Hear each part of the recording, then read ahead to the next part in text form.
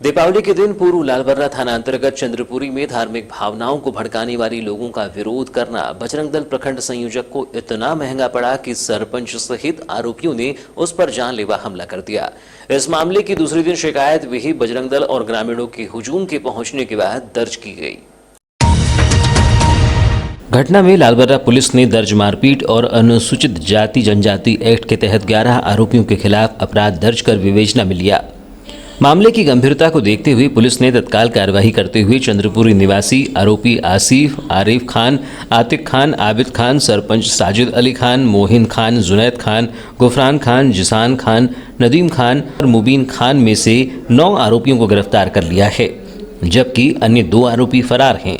जानलेवा हमले में घायल बजरंग दल प्रखंड संयोजक राजेश बेलवंशी ने बताया कि 4 नवंबर को ग्राम में डार उत्सव को ग्राम सरपंच सादिक खान द्वारा सामुदायिक भवन में बैठक आहूत की गई थी।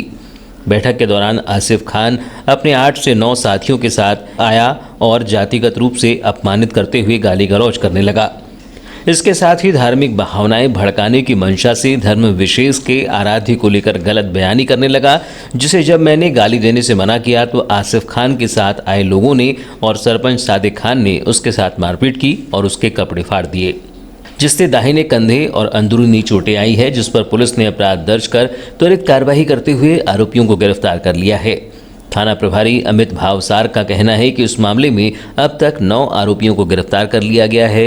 शेष फरार 2 आरोपियों की सरगर्मी से तलाश की जा रही है, जिन्हें भी जल्द गिरफ्तार कर लिया जाएगा। मामले की विवेचना जारी है। जिला अधिवक्ता संघ चुनाव को अब महज आज से 5 दिन बच गए हैं। चूंकि दीपावली का त्यौहार के चलते जिला अधिवक्ता संघ के चुनाव लड़ रहे प्रत्याशियों को मिले 12 दिनों के चुनाव प्रचार में आज से महज अब 5 दिन बच गए हैं, जिसको लेकर जिला अधिवक्ता संघ चुनाव में प्रत्याशियों के बीच चुनावी मुकाबले को लेकर जोर आजमाइश का दौर शुरू हो गया है। कोई भी किसी से पीछे नहीं रहना चाहता, जिसके चलते जिला अधिवक्ता संघ के चुनाव में खड़े प्रत्याशी साथी अधिवक्ताओं के घर घर दस्तक देकर अपने पक्ष में समर्थन मांग रही हैं। बताया जाता है कि आगामी 1-2 दिनों में चुनाव प्रचार और जोर पकड़ेगा। वहीं प्रत्याशी अपनी जीत के लिए बिसाते बिछाने में जुट गए हैं। मसलन अधिवक्ता के परिचितों के साथ अधिवक्ताओं के घरों में जाकर अपने समर्थन को प्रत्याशी पुख्ता करने में जुटे हैं। प्रचार का यह दौर मतदान के 1 दिन पूर्व तक जारी रहेगा। जिस तरह से जिला अधिवक्ता संघ के चुनाव के प्रचार में प्रत्याशियों का रुझान दिखाई दे रहा है, उसके अनुसार अभी किसी को भी कमतर आंका जाना जल्दबाजी होगी। हर एक प्रत्याशी पूरी ताकत, जोश और जज्बे के साथ चुनावी मैदान को फतह करने में हर संभव कोशिश में जुटा है, ताकि साथी अधिवक्ताओं के बीच वह अपनी गहरी और मजबूत पैठ बनाकर चुनाव वैतरणी को पार कर सके। हालांकि इस चुनाव में ज्यादातर पदों पर सीधा और नेक टू नेक मुकाबला है, लेकिन कोई भी प्रत्याशी अपनी तरफ से कोई कसर नहीं छोड़ना चाहता, ताकि उसे बाद में पछतावे का सामना न करना पड़े। बहरहाल जैसे तैसे मतदान के दिन नजदीक आएंगे, चुनाव प्रचार और जोर पकड़ेगा। सूत्रों की माने तो जिला अधिवक्ता संघ के कुछ पदों पर प्रत्याशियों की जीत की तस्वीर लगभग साफ है, लेकिन मतदान और मतगणना से पूर्व किसी भी प्रकार से कुछ भी कहना गलत होगा। जिला अधिवक्ता संघ के चुनाव में खड़े प्रत्याशियों ने पूरी दमदारी के साथ चुनाव मैदान में प्रतिद्वंदी खिलाड़ियों को पछाड़ने के लिए प्रचार में ताकत झोंक दी है। अब देखना होगा कि चुनाव मैदान का परिणाम किसके पक्ष में आता है, कौन अपने सिर पर जीत का ताज पहनेगा और किसे हार का सामना करना पड़ेगा। यह तो आगामी दिनों में प्रचार से काफ़ी कुछ साफ हो जाएगा। फिर मतदान और मतगणना के बाद तो तस्वीर पूरी तरह से साफ हो ही जाएगी। जिला अधिवक्ता संघ के 2 वर्षीय कार्यकाल के लिए इस वर्ष हो रहे चुनाव में संघ के 12 पदों के लिए 21 प्रत्याशी चुनावी मैदान में हैं, जिनके भाग्य का फैसला जिला अधिवक्ता संघ के 361 मतदाता करेंगे। गौरतलब हो कि राज्य अधिवक्ता परिषद के निर्देशानुसार कराए जा रहे जिला अधिवक्ता संघ के अध्यक्ष, सचिव, उपाध्यक्ष, 2 सहसचिव, कोषाध्यक्ष, ग्रंथपाल और 5 कार्यकारिणी सदस्य के हो रहे चुनाव में इस वर्ष जिला अधिवक्ता संघ के अध्यक्ष, सचिव और ग्रंथपाल में आमने सामने की सीधी भिड़ंत है।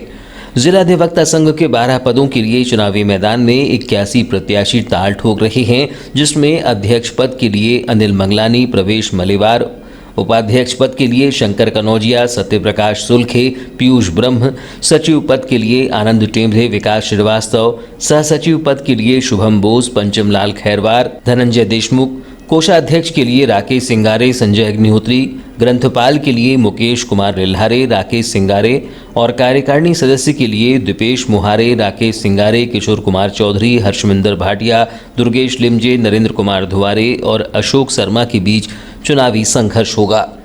जिला अधिवक्ता संघ में अपनी प्रतिष्ठा बचाने और प्रतिद्वंदी को पछाड़ने में कोई भी प्रत्याशी पीछे नहीं रहना चाहता है, जिसके चलते सभी प्रत्याशियों ने अपने प्रचार में जान झोंक दी है। नवंबर की गुलाबी ठंड में चुनाव प्रचार की गर्मी महसूस होने लगी है। संघ के चुनाव को महज अब 5 दिन शेष रह गए हैं। इन दिनों में प्रत्याशियों का प्रचार उनकी जीत और हार के भविष्य को तय करेगा। संघ के अध्यक्ष, सचिव, कोषाध्यक्ष और ग्रंथपाल चुनाव में सीधे आमने सामने की भिड़ंत है। हालांकि इस बार जिला अधिवक्ता संघ के चुनाव प्रत्याशियों के कम होने से और भी ज्यादा रोमांचक और संघर्षपूर्ण हो गया है। दीपों का महापर्व दीपावली उत्सव गुरुवार को पूरे देश में हर्ष और उल्लास के साथ मनाया गया। इस मौके पर देश का हर घर दीपों की रोशनी से आलोकित हो उठा। लेकिन दीपों की इस रोशनी में रंगों का बहुत बड़ा महत्व है। दुनिया में शायद ही कोई ऐसी वस्तु हो जो हमें रंगों से भी ज्यादा खुशहाली प्रदान करती है। भारत जैसे सांस्कृतिक देश में जहां त्योहारों का आए दिन मेला लगा रहता है, ऐसे देश में रंगों का बहुत बड़ा महत्व है।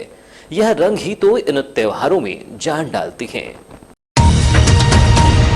रंगों के बिना कोई भी भारतीय त्योहार अधूरा है। फिर चाहे वह रंगों का उत्सव होली हो, गणेश चतुर्थी और दुर्गाष्टमी हो या फिर दीपावली, सभी त्योहारों में भारतीयों द्वारा रंगों का इस्तेमाल जरूर किया जाता है। दीपावली जो कि रोशनी का पर्व है, इस पर्व पर भी बड़े चाव से घर की औरतों द्वारा रंगोली बनाई जाती है। हिंदू धार्मिक मान्यताओं के अनुसार रंगोली महज एक कलात्मक अथवा सजावट की वस्तु नहीं है। रंगोली की आकृतियां घर से बुरी आत्माओं एवं दोषों को दूर रखती हैं। रंगोली के सुंदर रंग घर में खुशहाली एवं सुख समृद्धि लाते हैं। भारत के कई क्षेत्रों में रंगोली बनाते समय कन्याओं द्वारा लोकगीत भी गाए जाते हैं। रंग, फूल, रंगदार चीजें और कई बार तो जलते हुए दिए की मदद से घर की दीवारों या फिर जमीन पर सुंदर आकृतियां बनाई जाती हैं। वर्षों से भारत में त्योहारों पर रंगोली बनाने का रिवाज चला आ रहा है। प्राचीनतम दृष्टि से रंगोली संस्कृत का शब्द है, जिसका अर्थ है रंगों के जरिए भावों को अभिव्यक्त करना। लेकिन इसे भारत के कुछ क्षेत्रों में अल्पना के नाम से भी संबोधित किया जाता है। अल्पना भी एक संस्कृत शब्द अलेपना से बना हुआ है, जिसका अर्थ है लीपना अथवा लेपन करना। क्योंकि रंगोली बनाते समय रंगों के प्रयोग से दीवारों पर या फिर जमीन पर लेपन ही तो किया जाता है। प्राचीन समय से ही रंगोली बनाना काफी प्रचलन में पाया गया है। आज भी भारत के कुछ ग्रामीण इलाकों में घर की दीवारों को रंगोली की आकृतियों से सजाया जाता है। लेकिन आधुनिक भारत में खास तौर पर रंगोली का इस्तेमाल त्योहारों तक ही सीमित रह गया है। ज्यादातर रंगोली को दिवाली के उत्सव पर बनाया जाता है। दीपावली पर लोग घरों की साफ सफाई करके उन्हें स्वच्छ बनाकर रंगों तथा फूलों की मदद से रंगोली बनाते हैं। दीपावली पर रंगोली बनाना महज एक रिवाज नहीं है, बल्कि उसके पीछे एक इतिहास भी प्रचलित है।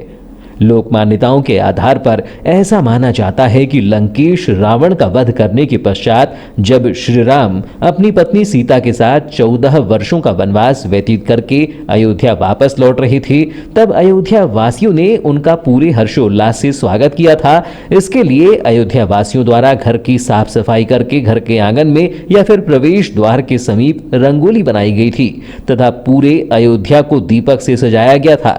तभी से प्रत्येक वर्ष दीपावली पर रंगोली बनाने का रिवाज प्रचलित हो गया। दीपावली पर्व पर गुरुवार को नगर में जहां एक ओर रोशनी से पूरा शहर जगमगा उठा, तो वहीं घरों के आंगन रंगोलियों से चमक उठे। इन रंगोलियों को देखने घरों के आसपास भीड़ भी दिखाई दी। प्रति वर्षानुसार इस वर्ष भी नगर के कई क्षेत्रों में आकर्षक और प्रेरणादायी रंगोलियां देखने को मिली, जिसे देखने नगरवासी काफी उत्सुक भी दिखाई दिए।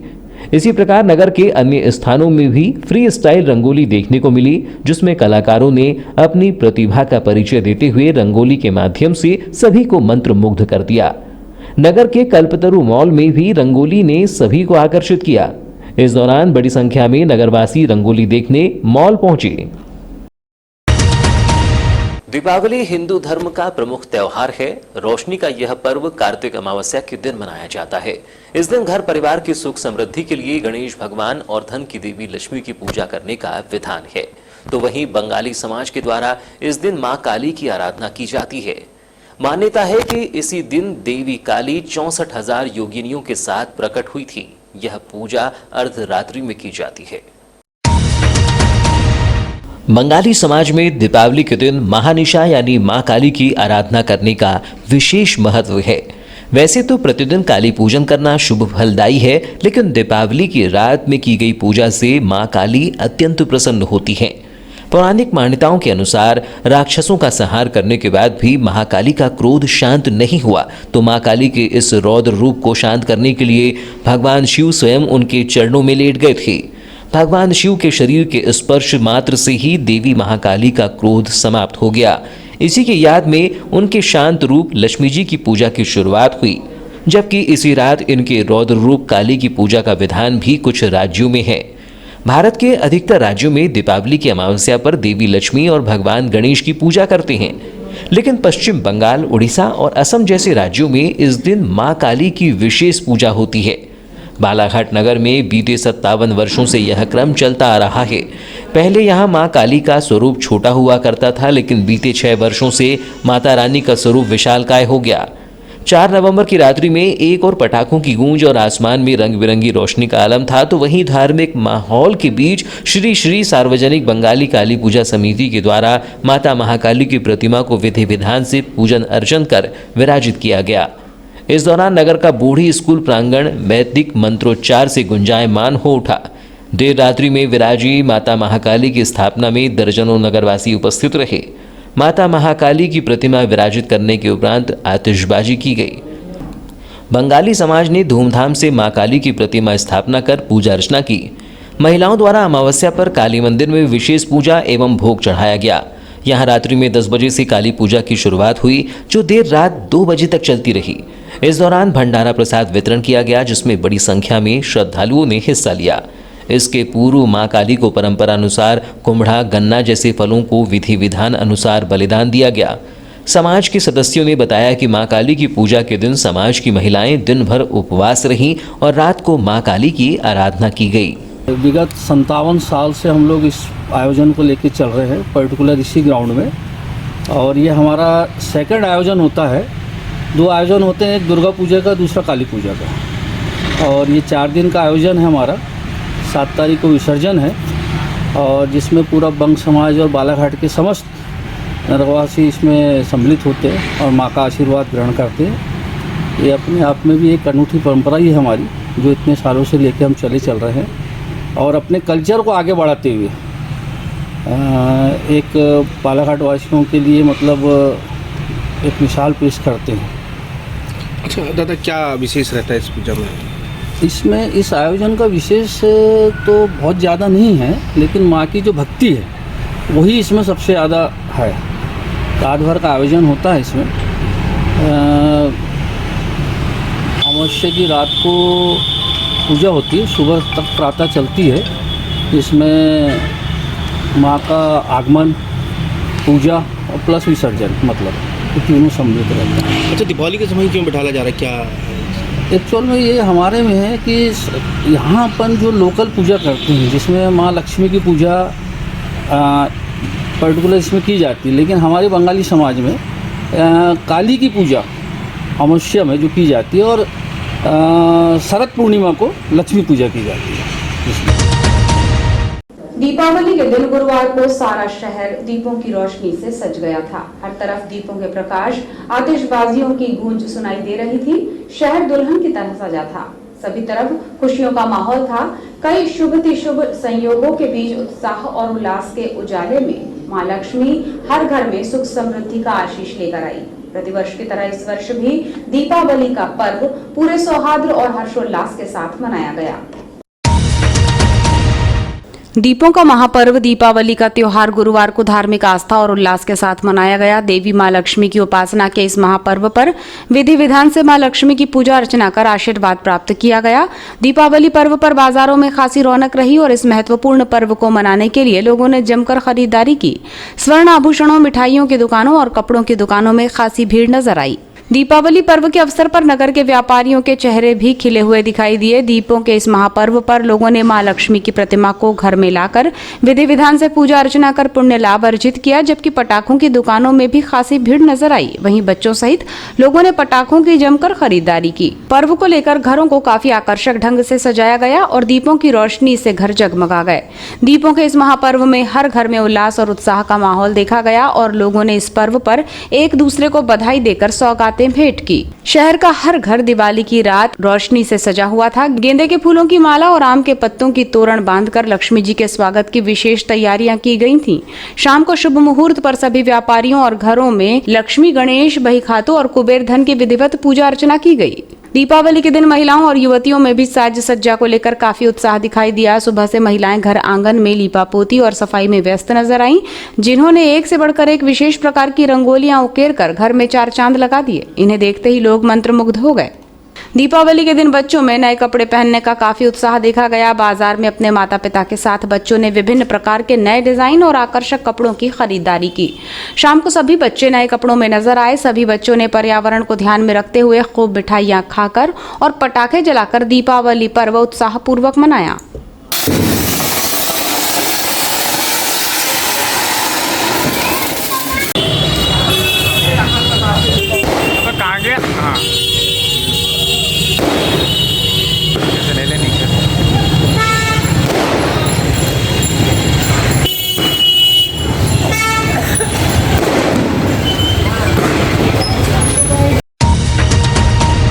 आज पैसे की अंधी दौड़ में जहां चंद रुपयों के लिए लोग अपना ईमान बेच देते हैं, तो वहीं अंकुश और ममता नेती ने ईमानदारी की मिसाल पेश कर लोगों के लिए प्रेरणा स्रोत बन गए। दीपावली पर उन्हें लक्ष्मी के रूप में 10,000 रुपये मिले थे, लेकिन उन रुपयों को नेती दंपति ने पुलिस को सौंपकर ईमानदारी की मिसाल पेश की। नेती दंपति 4 नवंबर को दीपावली पर रानी अवंतीबाई चौक पर स्थित पोस्ट ऑफिस के एटीएम गए थे, जहां उन्हें एटीएम मशीन पर 10,000 रुपये मिले। हालांकि ये ज्ञात नहीं हो पाया कि वो रुपये किसके हैं, लेकिन ऐसी संभावना है कि कोई रुपये निकालने आया होगा और टेक्निकल फॉल्ट के कारण उस समय रुपये नहीं निकल पाए होंगे। लेकिन मशीन की मेमोरी में फिट निकासी के डाटा के चलते बाद में मशीन से वो राशि निकल गई, जिसे नेती दंपति के वहां पहुंचने पर उन्हें मिली।